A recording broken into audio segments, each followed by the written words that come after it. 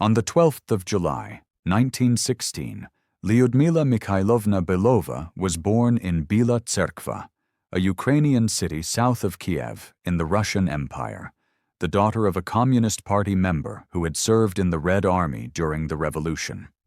She described herself as a tomboy who competed fiercely with neighborhood boys in every athletic activity, determined to prove girls could match or exceed male performance in running, climbing, and shooting. Her family moved to Kiev when she was 14, and she enrolled in a sharpshooting club where she earned her Voroshilov sharpshooter badge, a civil decoration recognizing marksmanship proficiency, the training developing skills that would later make her the deadliest female sniper in military history. Lyudmila married Alexei Pavlichenko at 16 in 1932 and gave birth to a son named Rostislav the same year.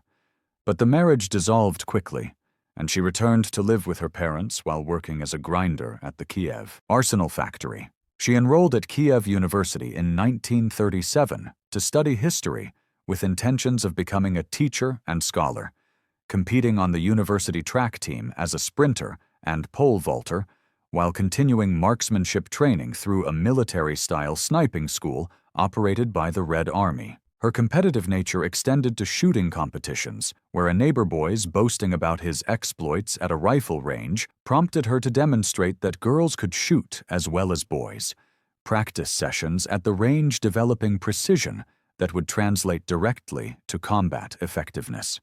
The German invasion of the Soviet Union began on the 22nd of June, 1941, when 3 million Wehrmacht troops crossed the border in Operation Barbarossa, the largest military invasion in history that aimed to destroy the Soviet state within 6 weeks. Pavlichenko was 24 years old and in her 4th year at Kiev University when she walked into a Red Army recruitment office on the first day of the invasion, requesting assignment as a sniper based on her marksmanship credentials and shooting club experience. The recruiting officers tried to direct her toward nursing positions because Soviet military doctrine in 1941 still questioned whether women could handle frontline combat roles. But Pavlichenko insisted on demonstrating her shooting ability before accepting any assignment. The recruitment officers administered a practical shooting test where Pavlichenko had to engage targets at varying distances under time pressure. Her performance convincing skeptical military personnel that she possessed the technical skills and composure necessary for sniper operations. She received assignment to the Red Army's 25th Rifle Division in August 1941, with orders to report to the Siege of Odessa, where Soviet forces defended the port city against Romanian and German assault. The assignment placed her among approximately 2,000 female snipers who would serve in the Red Army during World War II, though only 500 of these women would survive until the war's end in May 1945. Pavlichenko arrived at Odessa in early August 1941, carrying a Mosin Nagant rifle fitted with a PE telescopic sight, standard Soviet sniper equipment capable of accurate fire to 600 meters, when properly employed by trained marksmen. The siege had begun on the 8th of August, when Axis forces surrounded the city, Romanian 4th Army troops conducting ground assaults while German artillery and aircraft bombarded Soviet defensive positions. Her first combat assignment came on the 8th of August, when her platoon leader ordered her to a forward observation position overlooking Romanian lines, the mission requiring her to identify and eliminate enemy officers and communications personnel. She spent the entire first day paralyzed by fear in her fighting position, unable to squeeze the trigger despite having Romanian soldiers clearly visible through her telescopic sight. The reality of killing another human being, creating psychological resistance that marksmanship training had not prepared her to overcome. A fellow Soviet sniper positioned near her was killed by Romanian rifle fire during the afternoon, the bullet striking him in the head while he aimed at an enemy position, his body falling back into the trench where Pavlichenko crouched. The death of her comrade broke through her psychological hesitation, because she understood that failure to engage the enemy meant more Soviet soldiers would die, her training and competitive instincts finally overriding moral doubts about taking human life. Her first 2 confirmed kills came later that afternoon, when she shot 2 Romanian scouts conducting reconnaissance near Soviet lines, the targets appearing at approximately 400 meters distance while moving between covered positions. The first round struck the lead scout in the chest, dropping him immediately, while the second scout attempted to retreat and fell to her second shot within 3 seconds of the first. Pavlichenko felt no satisfaction or remorse after the kills, according to her later accounts, only relief that she had finally performed the mission for which she had volunteered and proven her capability to function under combat stress.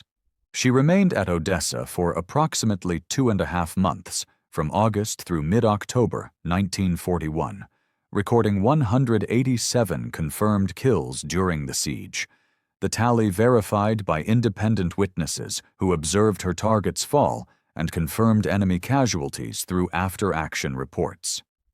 Pavlichenko received promotion to senior sergeant in August 1941 after accumulating 100 kills within 3 weeks, her performance demonstrating consistent accuracy and tactical judgment that exceeded initial expectations for female snipers.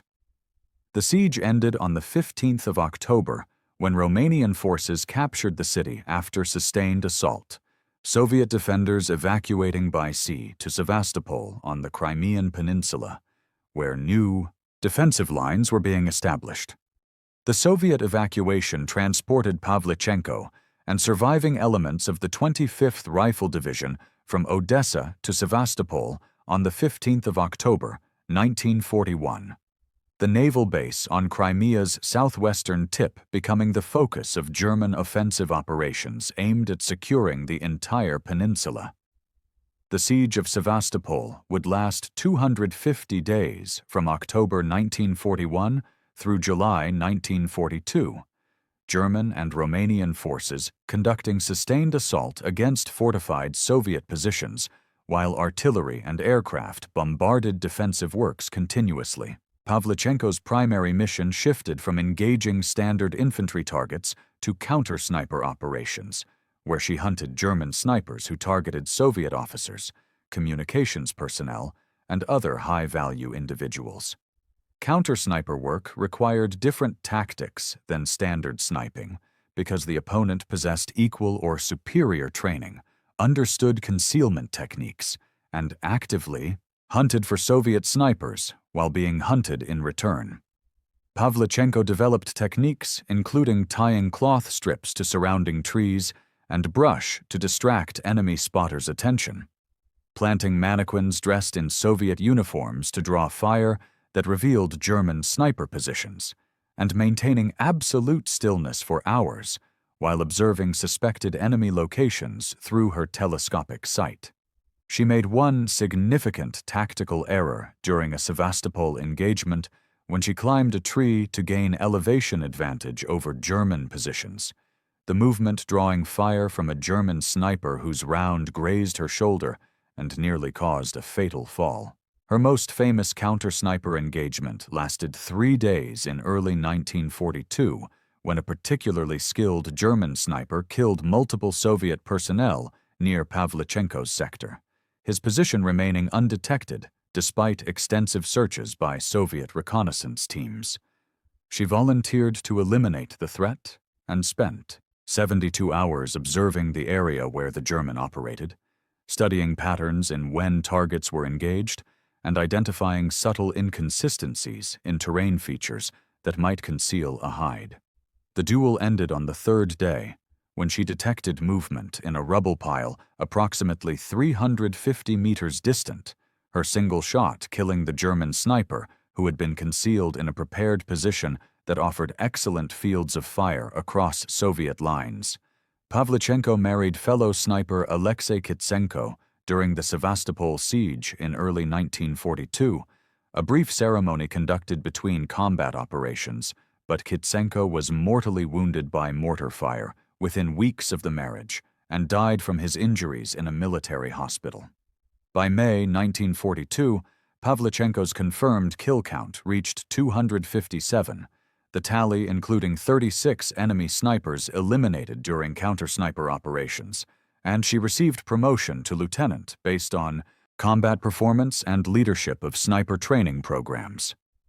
She had trained over 80 Soviet snipers by that point, many of them women, their combined kills exceeding 2,000 according to post-war Soviet military records. If you want to see how Lyudmila's visit to America changed the course of the war, hit that like button and subscribe to the channel, because it helps us share these forgotten stories of courage. Let's continue.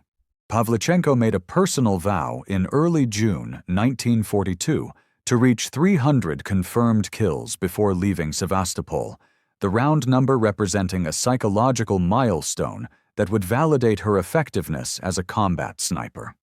She achieved the goal within days through concentrated hunting of German personnel visible from her forward positions, her reputation among German forces growing to the point where enemy radio broadcasts specifically addressed her by name. German loudspeaker operators transmitted messages across no man's land stating, "Lyudmila Pavlichenko, come over to us, we will give you plenty of chocolate and make you a German officer." The bribe attempts representing psychological operations aimed at convincing her to defect. The bribes evolved into threats when she refused to respond, German broadcasts warning, "If we catch you, we will tear you into 309 pieces and scatter them to the winds," the specific number matching her exact kill tally and indicating German intelligence had accurate information about her combat record. Pavlichenko later stated she was pleased the enemy knew her record so precisely because it confirmed the psychological impact her sniping had created among German troops, who understood a female Soviet sniper was systematically eliminating their personnel. Her final confirmed kill count reached 309 by mid-June 1942, making her the most successful female sniper in military history and among the top snipers regardless of gender. She was wounded for the fourth time on an unspecified date in June 1942 when mortar shrapnel struck her face during an artillery barrage, fragments lacerating her cheeks and causing significant bleeding that required immediate medical evacuation. Soviet High Command determined that Pavlichenko had become too valuable an asset to risk losing in continued combat operations, her propaganda value and sniper training expertise outweighing any additional kills she might achieve on the front lines. Military authorities ordered her evacuation from Sevastopol via submarine before she could fully recover from her facial wounds, the decision effectively ending her combat career after approximately 11 months of continuous frontline service. The submarine evacuation occurred during late June 1942 as German forces tightened their siege of Sevastopol, the underwater transit avoiding German naval forces that controlled surface approaches to the besieged city. Pavlichenko spent approximately 1 month hospitalized in Moscow, recovering from shrapnel wounds and the cumulative physical toll of extended combat operations, medical personnel treating injuries while Soviet propaganda officials planned her transition from combat soldier to public spokeswoman. Instead of returning to the front after recovery, she received assignment as a sniper instructor and orders to participate in a propaganda tour of Allied nations aimed at building support for opening a second front in Western Europe. Pavlichenko arrived in Washington, District of Columbia, in late August 1942 as part of a Soviet delegation attending an international student assembly. The first Soviet citizen to be officially welcomed at the White House, where she met President Franklin D. Roosevelt and First Lady Eleanor Roosevelt. The visit occurred during a critical phase of World War II, when German forces were advancing toward Stalingrad on the Eastern Front, Soviet losses mounting to catastrophic levels, while Western allies debated whether to open a second front in France that would force Germany to divide its military resources. Stalin had specifically selected Pavlichenko for the delegation because a 25-year-old female sniper with 309 confirmed kills represented compelling evidence of Soviet determination and sacrifice. Eleanor Roosevelt immediately took interest in Pavlichenko, and invited her to join a cross-country tour where the Soviet sniper could speak to American audiences about her combat experiences and advocate for increased Western support of the Soviet war effort. The two women formed an unlikely friendship despite vast differences in background, age, and political systems, Eleanor seeing in Pavlichenko a representation of women's capability to perform roles traditionally reserved for men. The First Lady even altered a set of her own pajamas to fit Pavlichenko during a stay at the White House, discovering while helping her change clothes a long reddish forked scar running from shoulder to spine, evidence of shrapnel wounds received at Sevastopol. American press coverage of Pavlichenko's arrival focused overwhelmingly on superficial aspects of her appearance rather than her military accomplishments, reporters asking whether she wore makeup at the front lines, commenting that her olive green uniform appeared unstylish and made her look heavy, and criticizing the length of her uniform skirt as unfashionable by American standards. Reporter wrote that there was not much style to her uniform and questioned whether Soviet women were allowed cosmetics during combat operations, the trivialization of her service reflecting American cultural attitudes in 1942 that could not reconcile femininity with combat effectiveness. Pavlichenko responded to makeup questions by stating there were no rules against cosmetics, but asking who had time to think about a shiny nose when battles were being fought. The sexist questioning and dismissive press coverage frustrated Pavlichenko because American audiences seemed more interested in fashion and beauty standards than the desperate military situation facing Soviet forces on the Eastern Front. She pushed aside the superficial questions and began asserting her own narrative during public appearances, describing specific combat actions, explaining sniper tactics, and providing graphic details about the realities of frontline combat that contradicted American romantic notions about warfare. Her willingness to discuss killing in clinical terms shocked some audiences who expected a female soldier to express remorse or feminine sensitivity. But Pavlichenko maintained that every Nazi she killed saved Soviet civilians who would otherwise be murdered by German occupation forces. Eleanor Roosevelt accompanied Pavlichenko on a tour across the United States during autumn 1942. The itinerary, including stops in New York City, Chicago, and other major cities where the Soviet sniper addressed crowds about the need for America to open a second front in Europe. The tour reached a turning point in Chicago when Pavlichenko addressed a large audience at the International Youth Assembly, her patience with American skepticism and sexist questioning finally reaching its limit. She stood before the crowd, 25 years old, speaking through an interpreter, wounded 4 times in combat, having killed more enemy soldiers than most infantry companies. Her opening statement cut through the polite diplomatic language that had characterized earlier speeches when she said, "Gentlemen, I am 25 years old, and I have killed 309 fascist occupants by now. Don't you think, gentlemen, that you have been hiding behind my back for too long?" The blunt question hung in the air for a moment before the audience erupted in applause and roaring support, the directness resonating with Americans who recognized the implied criticism of their country's limited military engagement, while Soviet forces bore the overwhelming burden of fighting Germany. The speech marked a shift in how American audiences received Pavlichenko, because she had finally found language that penetrated cultural barriers and forced acknowledgement of Soviet sacrifice. She continued the Chicago speech by emphasizing that opening a second front in Western Europe was the only way to ensure speedy victory over Nazi Germany, explaining that Soviet forces were fighting not just for the USSR, but for all Allied nations threatened by fascist expansion. Pavlichenko spoke about the Siege of Sevastopol, where 150 Soviet snipers had accounted for over 1,000 German casualties, describing how German divisions were driven into battle, drunk with blood like vodka, and swept headlong to death against Soviet defensive positions. The vivid combat descriptions and her personal credibility as a decorated combat veteran gave weight to her advocacy that abstract strategic arguments could not match. The United States government presented her with a Colt semi-automatic pistol during the American tour as a gesture of respect for her military service, while Canadian officials gave her a Winchester Model 70 rifle equipped with a Weaver telescopic sight during her visit to Toronto, where thousands greeted her at Union Station.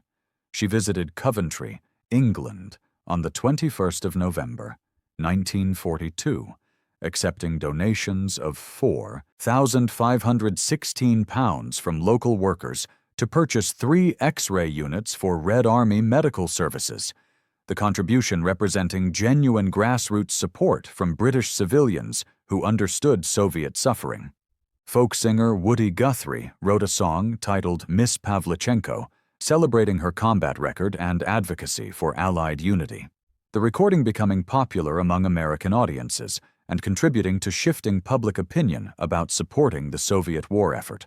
Pavlichenko returned to the Soviet Union in late 1942 after completing her tour of America, Canada, and Britain, the propaganda mission having achieved its objective of building public support for opening a second front, even though the actual Allied invasion of France would not occur until June 1944. She received the title Hero of the Soviet Union in 1943, the USSR's highest decoration, accompanied by the Gold Star Medal that identified recipients of the honor, the award recognizing her combat record and contribution to Allied cooperation. She also received the Order of Lenin twice, additional decorations that placed her among the most honored Soviet military personnel, regardless of gender or service branch. Instead of returning to frontline combat after her American tour, Pavlichenko was assigned as a sniper instructor responsible for training new marksmen who would deploy to active combat zones across the Eastern Front. She taught marksmanship fundamentals, camouflage techniques, patience in observation, and psychological preparation for killing at distance, her curriculum drawing directly from 11 months of combat experience at Odessa and Sevastopol. The snipers she trained accumulated thousands of confirmed kills collectively by the end of World War II, their success representing an indirect extension of her combat effectiveness that exceeded what she could have achieved through continued personal service at the front. She completed her history degree at Kiev University after the war ended in May 1945, defending her thesis with a grade of excellent despite the years-long interruption caused by military service, the academic achievement fulfilling her pre-war ambition to become a historian and teacher. Pavlichenko remained in Soviet military service until June 1953, working as a senior researcher for the Soviet Navy and studying fleet history at the Leningrad Naval Academy, her military expertise transitioning from practical combat operations to historical analysis and documentation. She suffered from what would later be recognized as post-traumatic stress disorder throughout the post-war decades, experiencing nightmares about combat and struggling with psychological wounds that no medals or public recognition could heal. Eleanor Roosevelt visited Moscow in October 1957 on a goodwill tour 15 years after their initial meeting, insisting that she be allowed to visit her old friend despite Cold War tensions and Soviet government reluctance to permit unsupervised contact with a former American First Lady. The reunion occurred in Pavlichenko's small 2-room apartment in Moscow, where she lived with her husband and mother, Soviet officials requiring a government minder to be present during the visit, but the 2 women managing to slip away for private conversation. They embraced warmly and reminisced about the summer of 1942, when they toured America together, Eleanor noting how Pavlichenko's hair had grayed and her face had aged from the accumulated stress of combat trauma and difficult post-war life in the Soviet Union. Lyudmila Pavlichenko died on the 10th of October, 1974, in Moscow from complications of a stroke. She was 58 years old and had lived 29 years beyond her final combat action at Sevastopol. The Soviet government printed 2 commemorative postage stamps in her honor, one in 1943 following her combat career and American tour, and another in 1976 after her death. The postal issues ensuring her story remained part of official Soviet historical narrative about the Great Patriotic War. She was buried with military honors befitting a hero of the Soviet Union, her funeral attended by veterans of the Sevastopol siege and former students from her sniper training programs. Her legacy as the most successful female sniper in military history rests on the 309 confirmed kills she achieved during 11 months of continuous combat operations between August 1941 and June 1942, a record that remains unmatched by any other female combatant in any conflict. The confirmation process for Soviet sniper kills required independent verification by witnesses who could attest that targeted enemy personnel fell to the sniper's fire and did not subsequently retreat or receive aid. The stringent documentation requirements suggesting her official tally represented a conservative count that excluded probable kills, lacking definitive confirmation. Pavlichenko's effectiveness derived from exceptional marksmanship skills developed through years of sport shooting, combined with patience, tactical intelligence, and psychological resilience that allowed her to function effectively under sustained combat stress. The sexist reception she received from American press during her 1942 tour revealed cultural assumptions about gender roles that persisted even when confronted with concrete evidence of female combat capability, reporters focusing on makeup and fashion rather than her military accomplishments because they could not reconcile traditional femininity with systematic killing. Her Chicago speech represented a defining moment when she forced American audiences to acknowledge that a 25-year-old woman had killed more enemy soldiers than most infantry platoons, challenging them to recognize that she was fighting their war while they debated participation from the safety of the home front.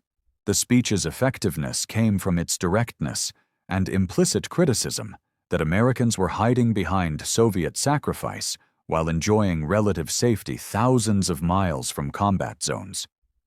Pavlichenko's friendship with Eleanor Roosevelt demonstrated how personal connections could transcend ideological and political barriers when grounded in mutual respect and shared values about women's capabilities, the relationship enduring 15 years through correspondence and reunion despite Cold War tensions that made such contacts suspect in both countries. Eleanor's willingness to champion Pavlichenko during the American tour provided credibility and access that a Soviet military officer traveling alone could never have achieved. The First Lady's endorsement opening doors to media coverage and public forums that shaped American public opinion. The 1957 reunion in Moscow showed both women had maintained genuine affection across political divides. Their private conversation in Pavlichenko's apartment representing a moment of human connection that official Cold War hostility could not completely eliminate. The broader significance of Pavlichenko's combat service extends beyond her individual kill count to her role in demonstrating that women could perform effectively in combat roles traditionally reserved exclusively for men. Soviet employment of female snipers representing a pragmatic response to catastrophic manpower losses, rather than ideological commitment to gender equality. She proved, through sustained combat, performance that marksmanship, patience, and tactical judgment mattered more than physical strength for sniper operations. Her success encouraging expanded use of female combatants across Soviet military specialties. The 2,000 female snipers who served in the Red Army during World War II collectively accounted for tens of thousands of enemy casualties, their contribution representing significant combat effectiveness that would have been lost if Soviet authorities had maintained traditional gender restrictions on military service. Pavlichenko's post-war career as a sniper instructor extended her combat legacy through the hundreds of marksmen she trained who deployed to frontline units across the Eastern Front, their collective kills representing indirect continuation of her effectiveness long after wounds ended her personal combat service. The decision to remove her from combat operations in June 1942 and assign her to training and propaganda duties reflected Soviet understanding that her value as a symbol and instructor exceeded any additional kills she might achieve through continued frontline service. Her American tour accomplished its strategic objective of building public support for opening a second front, even though the actual Allied invasion of France came 2 years later, the propaganda success demonstrating how individual stories of combat sacrifice could influence public opinion more effectively than abstract strategic arguments. The ultimate assessment of Lyudmila Pavlichenko's military service must balance her exceptional individual combat record against the propaganda uses to which Soviet authorities directed her story, recognizing that both her kills and her public advocacy served legitimate military purposes during desperate struggle for national survival. She killed 309 enemy soldiers in 11 months of combat, trained hundreds of additional snipers who collectively killed thousands more, and helped build international support for Allied cooperation against Nazi Germany through her American tour. The medals, postage stamps, and historical recognition she received represented genuine acknowledgement of extraordinary service, while also serving state propaganda purposes that used her story to promote Soviet military prowess and ideological positions about gender equality. If you found Lyudmila Pavlichenko's story as remarkable as we did, subscribe to keep these memories alive. Drop a comment telling us where you're watching from, and let us know if anyone in your family served during World War II, because their stories matter just as much as the ones we tell here.